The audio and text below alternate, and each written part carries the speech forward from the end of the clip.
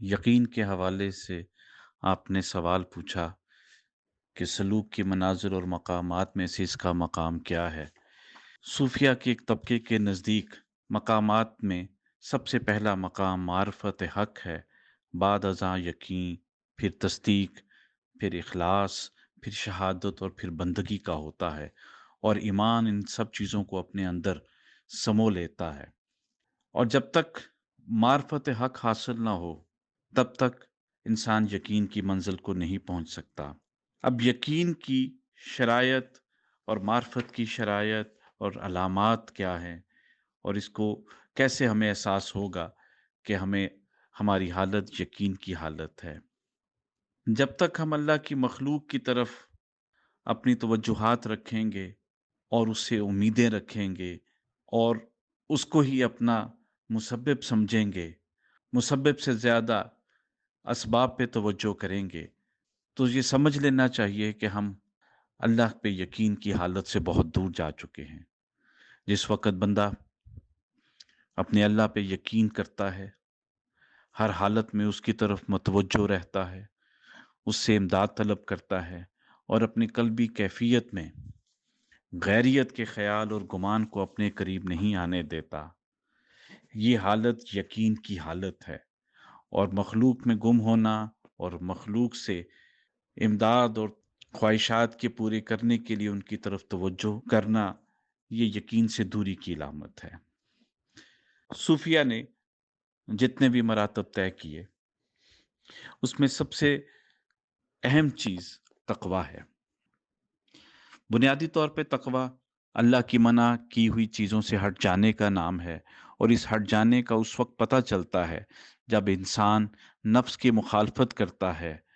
اور اللہ کی اتباع کرتا ہے۔ جتنا کسی صوفی اور سالک کا نفس اللہ کی اتباع میں ہو جاتا ہے اتنا ہی اس میں تقوی آ جاتا ہے، اور تقوی اس کو یقین کی حالت میں منتقل کرتا ہے۔ حضرت ذوالنون مصری رحمۃ اللہ علیہ فرماتے ہیں کہ یقین بے فائدہ امیدوں کو کم کرنے سے حاصل ہوتا ہے۔ جب امیدیں گھٹ جاتی ہیں تو زہد پیدا ہوتا ہے، اور زہد سے دانائی آتی ہے، اور اس دانائی کے ذریعے اپنی آخرت پر نظر رکھنے کی صلاحیت پیدا ہوتی ہے۔ بزرگان فرماتے ہیں کہ کل کی فکر کم کر دو تو یہ یقین کی ایک قلبی حالت ہے۔ یقین کسبی چیز نہیں، یہ ایک ایسی حالت ہے جس میں انسان اپنے آپ کو اللہ کے آگے پیش کرتا ہے اور اس کو علیم و خبیر جانتا ہے، اس کے آگے تقویٰ کرتا ہے، اس سے اور اپنی امیدوں کو اس کے سوا کسی اور سے نہیں جوڑتا، وہ اسی سے جڑتا ہے، اپنی تمام خواہشات کو، اپنی تمام امیدوں کو اللہ ہی کے سامنے رکھتا ہے اور اللہ کی رضا پہ راضی رہتا ہے۔ جب تک انسان خلقت سے جدا نہیں ہوتا اور خالق سے جڑ نہیں جاتا، وہ مشکلات نفس میں مبتلا رہتا ہے، اور نفس اس کو گمراہیوں کی طرف بھٹکاتا رہتا ہے، اور وہ کبھی بھی یقین کی منزل کو نہیں پا سکتا۔ آج جس دور میں ہم گزر رہے ہیں، ہر خاص و عام، بالخصوص مسلمانوں میں جو عمومی حالت ہے وہ بڑی عجیب ہوتی جا رہی ہے۔ صوفیہ اس معاملے میں ہمیشہ سے لوگوں کو خبردار کرتے آئے ہیں کہ جوں جوں آپ کی طلبیں بڑھتی جائیں گی، خواہشات بڑھتی جائیں گی، امیدیں بڑھتی جائیں گی، انسان عبادات بھی اللہ کو چھوڑ کے اپنی امیدوں اور خواہشات کی کرنے لگے گا، اور اس کو اپنی خواہشات کو اتنی مضبوطی سے تھام لے گا کہ وہ خواہشات اس کی الہ کی طرح نظر آنے لگے گی، کہ اگر وہ اسے نہ ملا تو اس کی زندگی ضائع ہو گئی۔ در حقیقت اگر اللہ نہ ملا تو ہماری زندگی ضائع ہو گئی، مگر ہماری بدنصیبی یہ کہ ہم نے اپنی خواہشات کو اپنا الہ بنا لیا اور اس کے پیچھے چل پڑے۔ صوفیہ اکرام اور خانقاہی نظام کی جو تربیت ہے اس کا بنیادی جز یہی ہے کہ انسان کو اپنی خواہشات سے توڑ کے اللہ کے ساتھ جوڑا جائے، اس کی محبت، اس کے تعلق اور اس کو یقین کی منزل سے ہمکنار کیا جائے، اور اس کی روح کو معرفت حق حاصل ہو اور وہ یقین کی منزل میں داخل ہو۔ یہ عین الیقین، حق الیقین، ان تمام منازل کو وہ پا سکے۔ جب تک انسان عبادت کرتا ہے اور عبادات میں اس کی خواہشات رہتی ہیں، اس کی تمنائیں رہتی ہیں، چند عرصہ گزرنے کے بعد لوگ آتے ہیں اور یہ شکوہ کرتے ہیں کہ ہم نے عبادات کی، وظائف کیے، لیکن ہماری تمنا پوری نہ ہوئی۔ اس وقت کثیر تعداد میں لوگ اس بے یقینی کا شکار ہیں، خوف کا شکار ہیں، کیونکہ اللہ کی حکمت، اللہ کی تقدیر، اللہ کی خواہش ہم نہیں جانتے۔ ہم ذکر کے ساتھ کچھ تسبیحات کر کے، کچھ اسماء الہیہ سے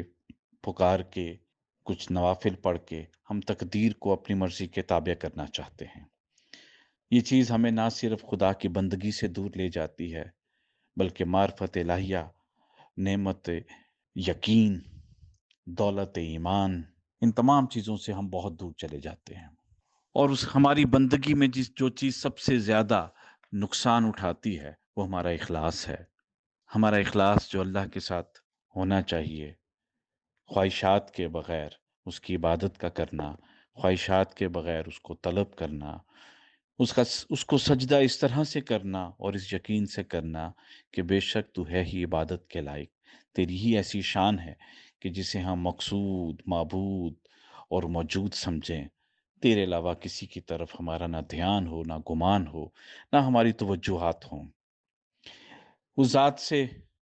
ہم نے تمام عبادات کو فقط دنیاوی حاجات کے لیے ہم نے اپنے رجوع کو اس کی طرف کیا۔ وہ بہتر جاننے والا، حکمتوں والا، خبر رکھنے والا، مہربان، وہ ہم سب سے بہتر جانتا ہے کہ ہمیں کیا چاہیے اور کیا نہیں چاہیے۔ مگر اس نفسا نفسی کے دور میں یقین تو بہت بڑی منزل ہے۔ اس نفسا نفسی کے دور میں ہم بہت دور جا چکے، بہت زیادہ دور جا چکے۔ ہم نے اپنی عبادات کو صرف اور صرف خواہشات کے تابع کر لیا۔ ہم نے یقین کی منزل کو خود سے بہت دور کر لیا۔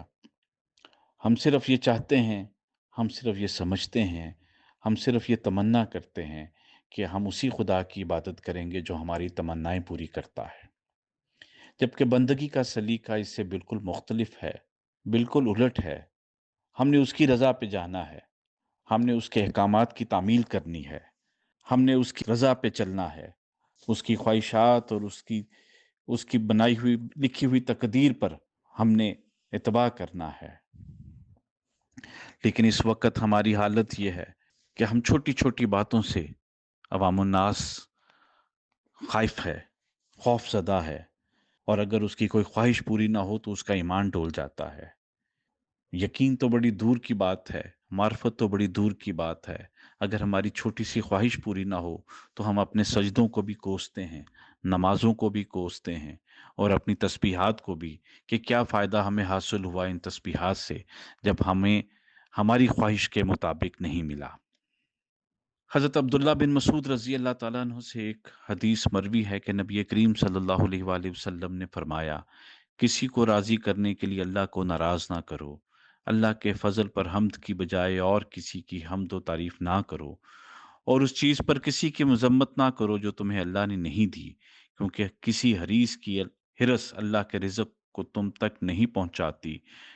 نہ کسی کے اظہار ناپسندیدگی سے اللہ تیرا رزق روکتا ہے۔ ہم خالق کو راضی کرنے سے زیادہ، خالق کی رضا پہ زندگی گزارنے سے زیادہ، مسبب سے زیادہ ہم سبب کی تلاش میں ہیں، سبب کے پیچھے چلتے ہیں۔ ہمیں کیسے معرفت الہیہ حاصل ہوگی، ہمیں کیسے یقین کی دولت حاصل ہوگی، ہمیں کیسے بندگی کا مرتبہ ملے گا، اور ہم کیسے ایمان کی حلاوت اپنے دل میں پائیں گے۔ ہم اس بات کو سمجھ کے اپنے اللہ کی عبادت کرنی چاہیے اور اپنے اللہ کی طرف رجوع کرنا چاہیے۔ ہمیں وقت کو ضائع نہیں کرنا چاہیے۔ ہمیں سب سے پہلے اپنے آپ کو ٹٹول کے، اپنے اندر کو ٹٹول کے، ہمیں ان تمام لالچ، ہوس، خواہشات کے معبودوں کو اپنے اندر سے نکال کے معرفت الہیہ کے بعد یقین کے ساتھ اس ذات کی طرف رجوع کرنا چاہیے، تاکہ بالیقین ہم اس کی طرف بندگی کے ساتھ، ذکر و فکر کے ساتھ اور یقین کی دولت کے ساتھ ہم اس کی طرف رجوع کر سکیں اور اس کے انعامات حاصل کر سکیں، اس سے برکتیں حاصل کر سکیں، رحمتیں حاصل کر سکیں، نعمتیں حاصل کر سکیں۔ ہمیں اسی طرح ہی اس کی طرف رجوع کرنا چاہیے۔ اللہ ہم سب کا حامی ناصر ہو، وما علینا الا البلاغ۔